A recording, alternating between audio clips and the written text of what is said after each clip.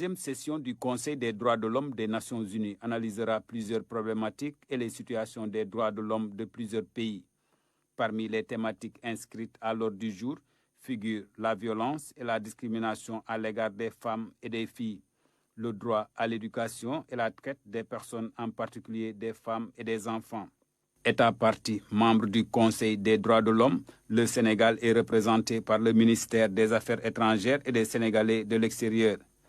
À ce titre, il se félicite de la reconnaissance encore renouvelée ce lundi 19 juin 2023 à Genève par le Haut-Commissaire des Nations Unies aux droits de l'homme du rôle et de la place de leader du Sénégal en matière de droits de l'homme. S'exprimant ainsi à l'ouverture solennelle de la 53e session du Conseil des droits de l'homme, le Haut-Commissaire affirme, contrairement à de nombreux États plus riches, le Sénégal a ratifié tous les principaux traités relatifs aux droits de l'homme et est également parfaitement à jour de toutes les obligations de déclaration, même s'il a récemment noté des inquiétudes. Il est important de reconnaître qu'il s'agit d'un pays qui a une longue tradition de coopération positive. Cette position de l'organe suprême des Nations Unies chargé des droits de l'homme